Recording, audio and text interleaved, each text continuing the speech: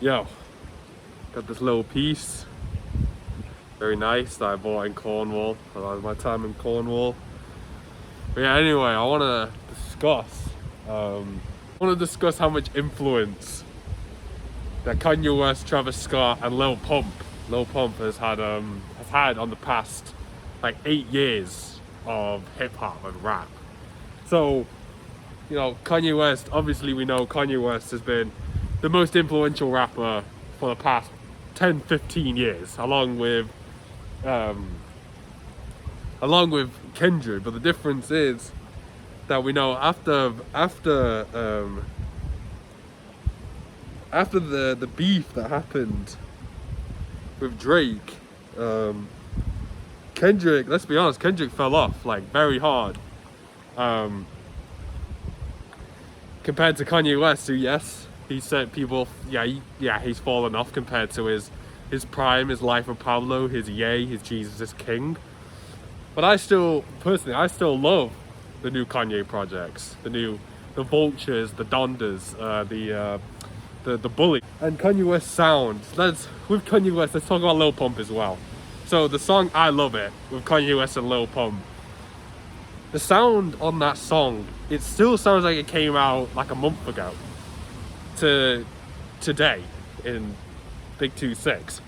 The way they have the beat with the bass and the synthesizers, and the way the ad-libs and the way their verses match up with each other, it's so great. And you can see that influence just from that song with Lil Pump and Kanye West, and how it's kind of been replicated in songs that have come after it.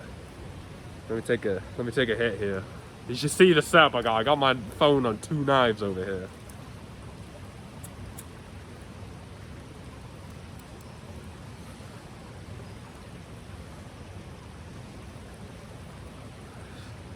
But honestly, go back and listen to "I Love It" with Lil Pump and Kanye West, and you will see how much that song has stayed like fresh and relevant to the sound that is today. And it's the same with Travis Scott. Now, Travis Scott had a lot of it. Travis Scott is a little Kanye. Like, he took so much influence from Kanye, really replicated a lot of his sound, especially on kind of his later albums, especially on his late album with Utopia. Because some of them songs literally sounded like a Yeezus throwaway. Some of those songs, like people like Travis Scott and Carti, they've had the two probably biggest influence on modern rappers today. Lil Pump's what J. Cole described, the whole 3-year effect, where a rapper blows up in the first year, has 2 years of success, and then they fall off and nobody hears from them again. Which is kind of true for rappers like Yeet. Think about it.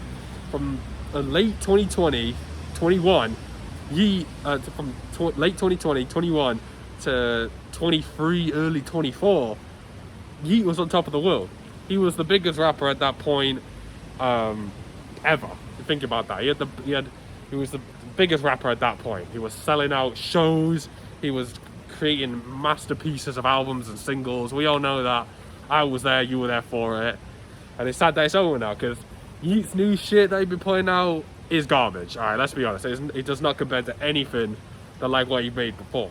So, that 3-year plan still applies. And think about Yeet, think about people like Ken Carson, Destroy Lonely. Yeet was the last original rapper. And Ken Carson, Destroy Lonely just copied Yeet and Kai and put their sounds together, while Yeet took influence from Kai and made his own sound. There's other guys, all these new underground guys, all they take is Kai and Yeet, and they just make the same sound, they make the same beat rap, which is disappointing, because it's nothing like Travis Scott, it's nothing like Lil Pump, like what they made, but their influence is still there, and it's been dictating the time that we're in now, and their influence is going to dictate who the next influence will be in the next 8 years. So those three rappers, Lil Pump, Kanye West, and Travis Scott, they've had the biggest influence over the past past 8 years of music, since 2018, since Travis Scott took himself from a major rapper and turned himself into a major artist. You know what I mean? Because in the rap, before 2018, before Astroworld, he was huge in the rap game. But then when he dropped Astroworld, he became a world phenomenon, especially with Utopia. So when a rapper gets that big, they may lose their hunger, which is sometimes like these guys now. Not being hungry. That's what happened to Yeet. Not being hungry anymore. And that's why he fell off. Along with the music, it's like how those rappers present themselves to their audience. Everybody want to dress. Everybody want to dress like Kanye.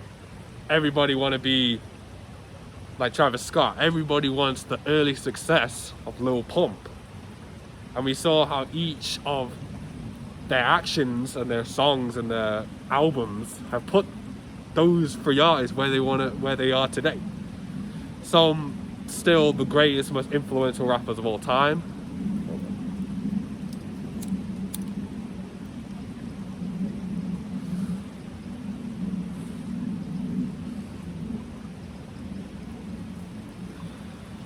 And the other is still gained, somehow upheld relevancy in today's music, in my opinion. Think about Kanye West's creativity with his beats and his sampling. Think about how that's translated to Travis Scott with the amount of beats that he goes through, and then with Lil Pump making fun, catchy, short, lasting music. And you take all of that together and that is turned into what the music we have today. And I know rap game is in dire need of help. We don't have any GOATs anymore. The big three has been done. The big three doesn't exist anymore, which makes me sad. It's the same with shitty mumble rappers. They don't exist anymore. So the game is in a stalemate. It's stale, it's boring, nothing interesting. But you can still tell Kanye, Travis, and Pump, they have all had influence in this era of rap. But anyway, that's about it. See ya.